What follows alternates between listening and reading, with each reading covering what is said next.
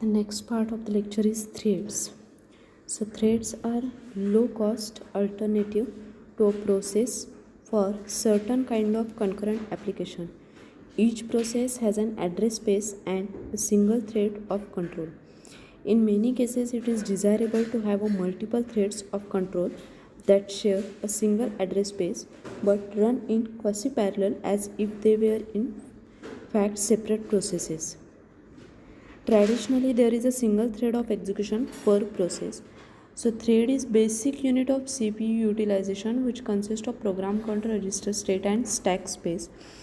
The threads share with its peer threads its code section, data section and operating system resources, collectively known as a task.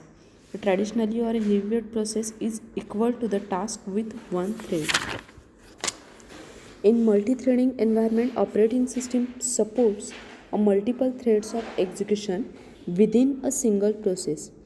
The process is defined as a unit of resource allocation and unit of protection. So these are associated with a process with following 2 points. The first one is virtual address space holding the process image, and second, protected access to the processor file and input output resources.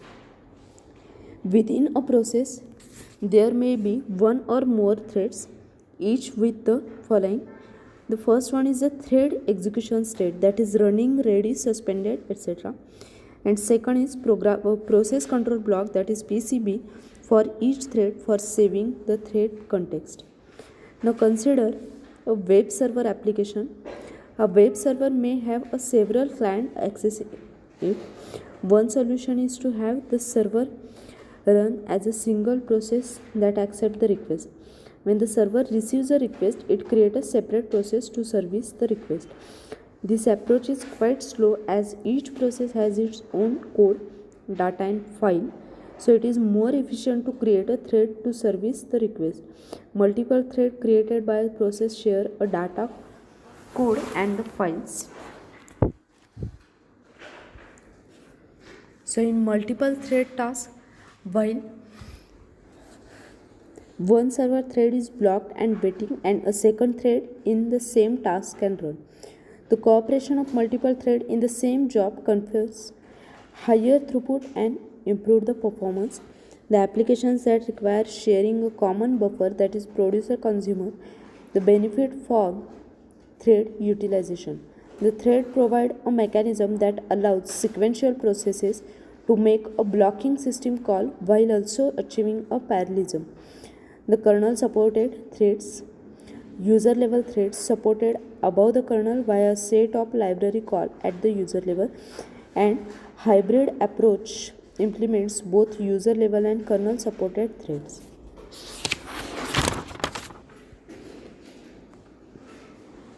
So this diagram shows the multiple threads within a task.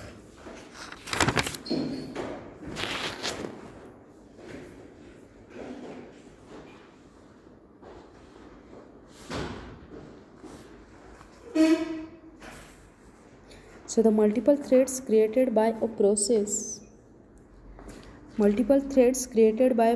share the code, data and files. Now there are some benefits of the thread. The first benefit is it takes less time to create a thread in an exciting process than to create a new process. It improves the responsiveness. Second benefit is it takes less time to terminate a thread than the process. Third one, it takes less time to switch between two threads within the same process. Next one, threads share the memory and the resource of the process to which they belong, and it allows an application to have several different threads of activity within the same address space.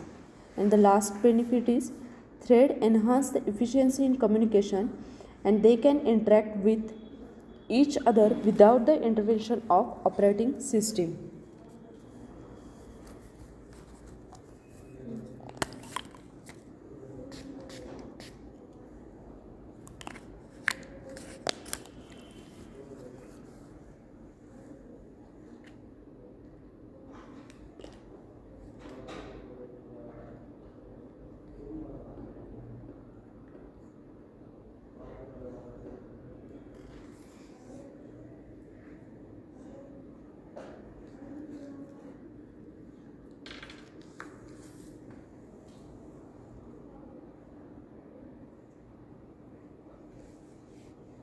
Next is inter-process communication.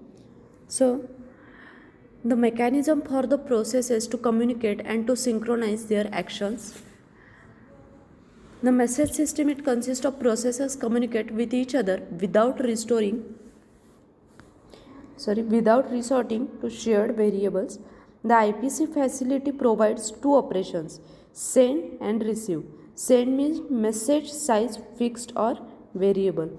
If P and Q wish to communicate, then we need to establish a communication link between them, and second, exchange the message via send or receive. The implementation of the communication link is physical or logical. Physical means shared memory hardware bus. Logical means logical properties. So the processes running concurrently under the control of operating system may be independent processes or cooperating process. Independent processes do not interact with each other. Cooperating process can interact among themselves. A cooperating process can share the data with other process. The inter-process communication mechanism, that is IPC, allows communicating process to exchange the data and information. There are two methods of inter-process communication.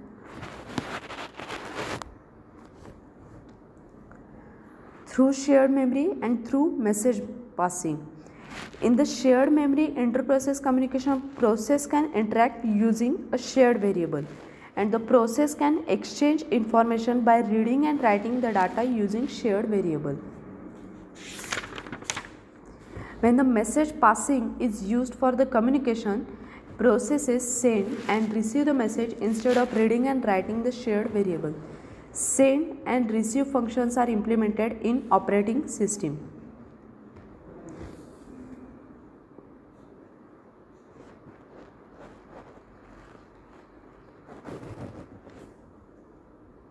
So, there is a basic concept of inter-process communication and synchronization. The synchronization means it is often necessary when process communicate. The process are executed with unpredictable speed. To understand the concept of synchronization, consider the two processes P1 and P2. The P1 and P2 communicate through a shared buffer. P1 write to the buffer, then second P2 read from the buffer. For the communication to work properly, it is necessary that P2 never reads data from the buffer if the buffer is empty, and P1 never write the data to the buffer if the buffer is full. So the synchronization can be viewed as a set of constraints on the ordering of event.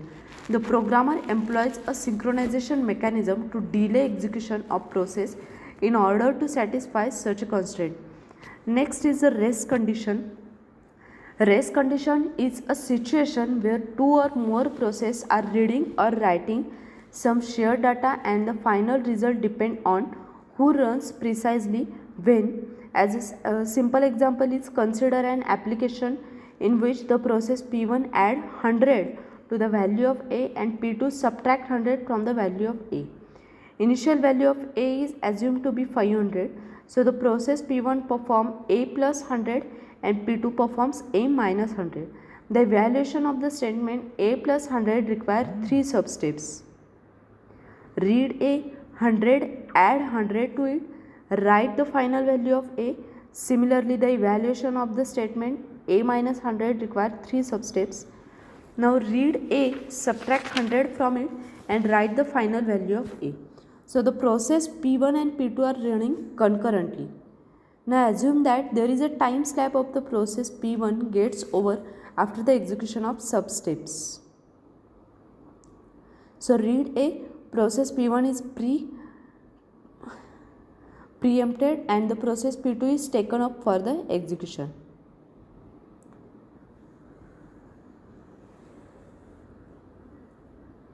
So the race condition leads to inconsistent result. Without proper concurrency control, the concurrent process can cause inconsistency. There are two reasons for inconsistency: lost update problem and inconsistent read problem. So how to remove the race condition? The racing can be avoided by treating the three sub-steps, that is A plus 100 or A minus 100, as indivisible. That is, either all the three steps are executed without break or none is executed. Next is critical section.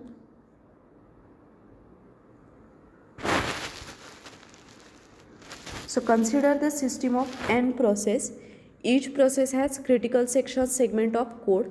The process may be changing common variable, updating table, writing file, etc. When one process in critical section, no other may be in its critical section. So critical section problem is to design a protocol to solve this. Each process must ask permission to enter a critical section in entry section.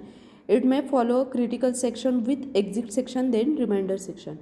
So a shared resource, a shared variable or device is known as a critical resource. The portion of the problem that uses a critical resource is known as critical section of the program.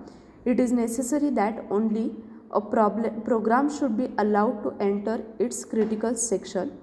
In case of an input-output device, we want that only one process should have control over it. That is necessary for avoiding a race condition. In case of shared memory, shared file or the shared anything, it is necessary to prohibit more than one process from reading and writing the shared data at the same time.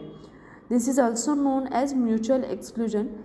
The mutual exclusion is a method of making sure that if one process is using a shared variable or a file, the other process will be excluded from doing the same thing. If we can find a method such that no two processes are ever in their critical section at the same time, we can avoid a race condition. So this diagram shows the entry section, critical section, exit section and remainder section. So solution to the critical section is mutual exclusion, progress and bounded waiting.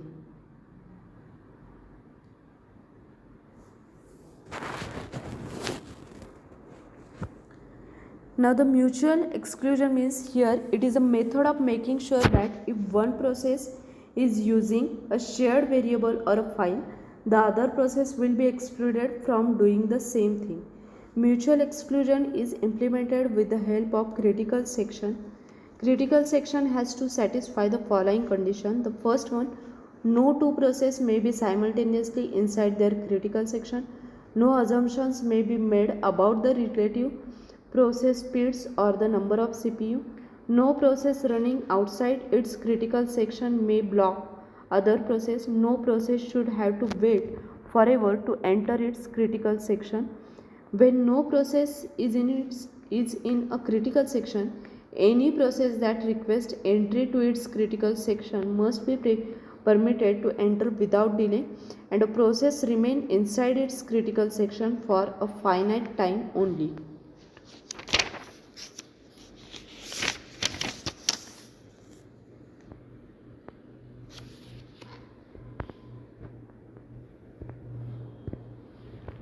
The progress, if no process is executing in its critical section and there exist some processes that wish to enter their critical section, then the selection of the process that will enter the critical section next cannot be postponed indefinitely.